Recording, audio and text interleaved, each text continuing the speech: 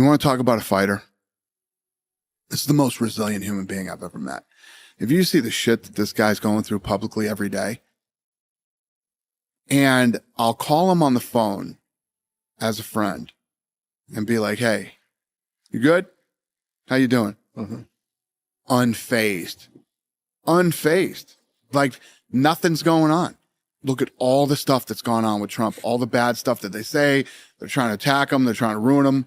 Unfazed. That guy is, walking through the fire. He does not get rattled. He will walk through fire. He's an absolute savage. We're for common sense. It's all everybody's looking for. Everybody wants the same thing. There's no difference. And anybody in this room, if you let all the media BS go away, we all want to make a good living. We all want to get a house. Right. We want some nice cars. We want kids. We want to take care of our kids. We want our kids to do well and go to college. Everybody wants the same thing. It's not like we don't. It's just the media has created this divide in this country that needs to go away, and hopefully soon it will. Dana White is exactly right. All Americans want the same thing out of life. Actually, I need to correct myself. Most Americans want the same thing out of life. Those of us who own businesses and actually work want the same thing out of life. That's what I should have said. And it doesn't matter if you're a server working at Red Lobster or you're the owner of the UFC.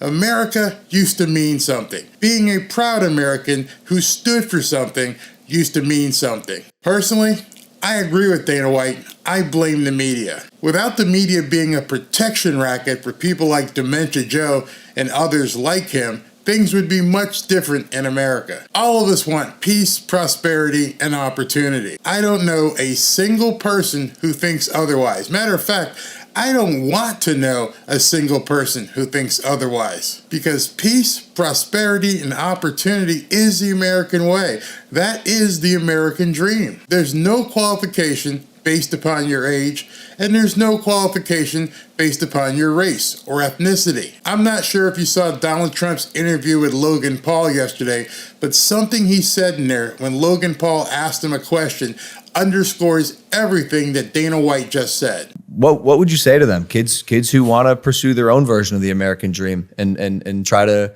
achieve their wildest dreams and make it all come true? I would say very simply, honestly, vote for Trump. Because with Biden, you're never going to do it. This country's going to hell. Vote for Trump. You know, we're doing great with youth. We're doing great with African Americans, with Hispanic Americans, through the roof, both of those groups, with women, with men, and with young people, we're doing very well. But I say vote for Trump.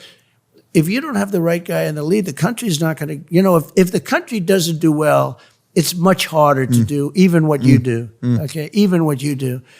So that would be a simple message. I really mean it, actually. Despite what the media may say, there's nothing wrong with Trump's message of peace, prosperity, and opportunity. There's nothing dangerous about peace, prosperity, and opportunity. Being a country that puts an emphasis on peace, prosperity, and opportunity isn't a dangerous country to live in. Don't let them scare you. Remember this. When you look to pick a candidate for president, or even in your local elections, compare their messaging. Which candidate promotes and facilitates peace, prosperity, and opportunity? If you listen closely, you will never, ever hear any of the libnuts advocate for peace, prosperity, and opportunity.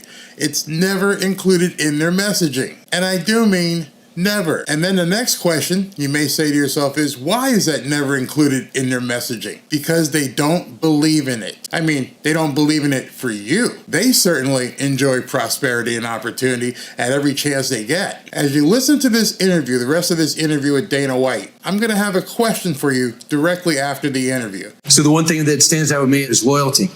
And the one thing I think you appreciate about the former president, maybe future president, is he was there early with you. How much does that matter to your relationship? Yeah. Now, before he answers, understand the media, again, I'm going to go back to the media. They have crafted this messaging that loyalty is a bad thing, when in actuality, in real life, it's not. My closest friends are loyal to me. With my closest friends, I am loyal to them. I am loyal to my family. Probably you are loyal to your family. There is nothing wrong with loyalty. That is the essence of what a relationship is built upon. Trust and loyalty, isn't it? Think about it. Loyalty is really important to me, and he's been a very good friend to me. And he's a massive fight fan, you know? And it's not this thing, oh, the UFC got popular, so Trump, but whatever. Trump was the guy who reached out to us when we couldn't get venues and had us come to the Taj. We did our first 2 shows over there. And when you think about it then, the Trump brand here, the UFC brand here, he showed up for the first fight and stayed till the last fight for both events. He's the guy who would reach out to me my entire career when good things happen and say, hey, congratulations, I always knew you were going to do it. He was one. And a good friend is also there during bad times. Hey, man, I'm sorry what happened to you. Let's see what we can do to fix this. Go look up the story about Donald Trump and Jennifer Hudson. One of the guys, too, that actually got in with another group and started to compete against us. But I would never say anything negatively about Trump because he was such a good friend and such a big supporter. And then, I don't think people understand that anymore, that having a support mechanism, a support group, somebody in his position, this is long before he became president in 2016. Way before that, he built up these relationships. The media caused a bunch of people to turn on Trump. That's not the guy he really is. And when you see people like Dana White talking from a complete perspective of honesty and I don't give a shit what you think. That's what his position is. He's telling you the God's honest truth. Hey, this guy was my friend. He then tried to compete with me, but he's still my friend. and how has that relationship grown as he became president? Next thing you know, the guy who's a fellow promoter, entrepreneur, builder, he's president of the United States. Is he still calling you? Yeah, I talked to him last night. Yeah. We talk all the time. He is a really good friend of mine. I really care about him as a person. His family, I mean, Jared Kushner is an incredible human being. Ivanka is an incredible human being. You know, I'm close to him and his family. So, and it'll be that way till we both die. The president. It'll be that way until we both die. That's true friendship. But Barry, those guys are friends. We don't get that kind of relationship with Trump. No, you don't have to. This is what's called a character witness. All you hear all day long in the media is how bad Trump is, how racist Trump is, how he did this, how he's so dangerous, how he's going to be a dictator. It's all lies. The reason I'm putting this interview together and this video is to let you know to stop listening to the media. They are full of crap. They even yesterday, after he went to the GOP meeting and he was talking about different things and basically eliminating taxes was one of them, which nobody wants to talk about. That's third rail stuff there. What came out of that meeting? A rumor that he bad talked about the city of Milwaukee. Only certain people were in that meeting. So when the media says their sources, the sources came out and said, it's not true. That's not what happened. They are going to take every opportunity to trash him and to trash you as a Trump supporter. I'm going to an event tonight. That's why I'm making this video early. And we're going to go see him talk on his birthday at a public private event. It's going to be about 3,000 or 4,000 people. I'm not sure if it's going to be broadcast, but I'm going to be there. I'm going to be there taking pictures. And I'm going to look around at the diversity and see what spectrum is involved in this event. I guarantee you, there will be black people there. I guarantee you there will be Hispanic people there. I guarantee you there will be white people there. There will be businessmen and businesswomen. There will be lawyers, professionals, architects, plumbers. It's a wide group of people, and they don't want you to know that. I'm going to take pictures and try to document as much as I possibly can to let you know this is a real man. He is a guy. He's someone who wants to fight on your behalf. I wouldn't be backing him if I thought anything else. Asked you to speak at the RNC, and you said that a lot of your friends said you don't do it. You did it, and I was there. You killed it. Thank you. We need somebody who believes in this country. We need somebody who's proud of this country and who will fight for this country. Are you glad you did it? Yeah, everybody told me not to do it. But this is a guy that gave us the shot at the Taj. This is a guy that was always hitting me up whenever good things happen. And this was the guy that I considered a friend. Why would I say no and turn? And the way that when he called me, this is exactly what he said. He said, listen, if you don't want to do this, I completely understand. Because he knows that people have attached toxicity to his name and that it could actually hurt your brand. That people see you associated with Trump. God knows I've had it. I've had it from people that I've been close to. And how could you? How could you not? How could you not support a guy who wants to see all this stuff happen? How could you not? What are you worried about?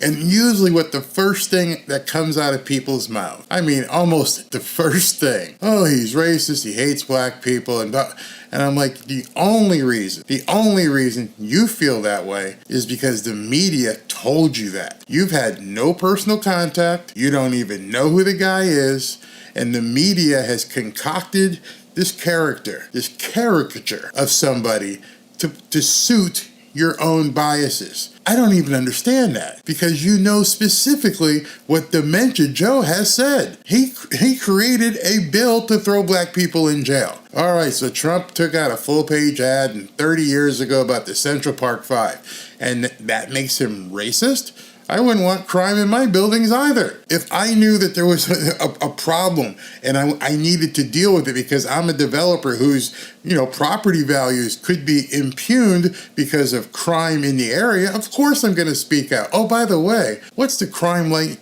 in New York right now? What's the crime like in Manhattan right now? I mean, not the numbers they fake or the numbers that they fail to show you, but the actual numbers. Don't tell me that it's not affecting people's ability to do business in the city of New York. Don't tell me. The 5 boroughs all across that I've talked to people, I've got relatives, I've got friends in New York. They tell me how bad it is to be out there in the streets. They're lying to you. The media just keeps lying to you, and just wake up from it. But I would be honored if you would speak at the RNC for me. And I said, I'll be there, brother. If he asks again? I'll be there. Absolutely. And the one thing about the former president, he wants to be the next president again. You know a fighter's heart. You stare in more fighters' eyes than anybody else to see what's in there. Where does he rank at 77? Number one. Without any equivocation. What kind of heart does this guy have? Number one. This is a guy who's around fighters basically 24/7. He works with the toughest males and females in the world. These people would bash your face in. And he straight up said, without any equivocation, without any hesitation, who do you want in that foxhole next to you? Who's got the biggest heart of any fighter you've ever been around? He actually just said that. That's the guy who's the biggest fighter I've ever been associated with. Take any of the greatest fighters of all time. Trump is number one. The most resilient human being that I've ever met in my life. In what respect? Why keep doing this? You got money, you got a great life, you got whatever. Why keep doing this? And the one thing that I can tell you, and this is a fact, this guy loves this country, right? And again, when you're comparing messaging and you're talking about one candidate or another, who has shown you that they love the country? Who has shown you that they embrace America and say, I want to see this country as the shining city on the hill? Who says that? Definitely not Dementia Joe. He's overseas throwing away gazillion dollars to some country over there. He's not saying, I need to make sure that Americans are peaceful, prosperous, and full of opportunity. Don't talk to me about peace. I'm here in South Florida, and 60 miles off the coast, Russia's out there launching test missiles. So don't talk to me about that. I don't want to hear it. There's no way he should even be over there until this thing is resolved with Russia down here in our own backyard. And as I said in the video yesterday, I'm pretty sure he lost a bunch of votes just because of that. he loves all Americans, regardless of what color, religion, or whatever it is. He's not a racist. He's a good human being, and he loves America, and he cares about this country. Period. End of story. If he wasn't that type of guy, I would never even associate myself with him. If he wasn't that type of guy, I wouldn't even associate myself with him. I bet you say that about everybody that you're friends with. Hey, if this guy wasn't this kind of person, I wouldn't associate with him. If this gal wasn't this type of gal, I wouldn't want to be around her, want nothing to do with her. The media is trying to let people know you shouldn't even feel that way about Trump when you, for the most part, don't have any way to determine that other than one way, what he actually says. Remember when I said before this interview that I had one question for you after the interview? And here it is. You and your daily lives and your interpersonal relationships that you have with everybody, coworkers, friends, family. I gotta ask you a question. Why is it that we've never heard anyone speak about Dementia Joe the way you just heard Dana White talk about Trump. Go look it up. I haven't seen one interview from anybody, any layperson that has said, that's my guy. This guy loves America. This guy walks the walk, talks the talk. He's a fighter. He's going to get in the trenches with you. Have you ever heard anyone, anywhere, talk that way about Dementia Joe? Matter of fact, over the last couple of decades, have you ever heard anyone, anywhere, say that about any Democrat? Certainly not about Hillary. Who have they spoken about in that sort of loving embrace where they're like, I want to be in the foxhole with this guy. This guy is my number one. He is the top fighter I've ever met. He'll go to the mat for you. Have you heard about Dementia Joe? Have you heard about Hillary? I bet you haven't heard about Newsom. You damn sure haven't heard about Nancy Pelosi. For sure haven't heard about Chuck Schumer. No way you've heard it about AOC. Who have you heard about it on the libnut side of things? You don't even really hear much about that on the right side of things. But there is interview after interview after interview where people say, I want to go to the mat with Donald Trump. So then the only question you have left is, why is that? Y'all by now must know the story about Jennifer Hudson when she had a tragedy in her life, how Trump put her up. Y'all obviously know at this point everything that's gone on between Trump and Mike Tyson. You know how he has quietly paid for veterans, paid for weddings, all kinds of things where he's helped people. Have you ever heard any story like that? Any about Dementia Joe? Any Democrat? And recently, I'm not talking, ages ago with the Kennedys or somebody. Have you heard any story in that regard where anyone has told you anything about Dementia Joe? No, you haven't. In fact, Joe and Jill barely give any money to charity. Go look it up if you don't believe me. They don't give anything to charity. So why would anyone vote for a man, a president, who has shown, or rather not shown, that he cares about anything that Americans really care about? He's currently president, and he doesn't ever speak about peace, prosperity, and opportunity and what's good for America. You ever think about that? Now might be a good time to do so. And by the way, Trump's not just calling people like Dana White. I don't exactly know why he this is a good question. I mean, I have had some conversations with him, and he does call me out of the blue for no reason. I don't know why, but he does. And it's like, he's very nice when he calls. Hey, listen, the big debate between Dementia Joe and Trump is scheduled for June 27th, if it happens. And I'll be broadcasting it live, and I want you to join me. If you've watched any of my live broadcasts, you know we have a ton of fun. 300,000 people tuned in to see my live broadcast of the Las Vegas rally, and I gave away a fabulous trip. So be sure to join me for the big debate. It will be undoubtedly a lot of fun, and who knows, you might win something. Just click here to register to be notified as soon as I go live. Thanks, and talk to you soon. Hope to see you at the debate.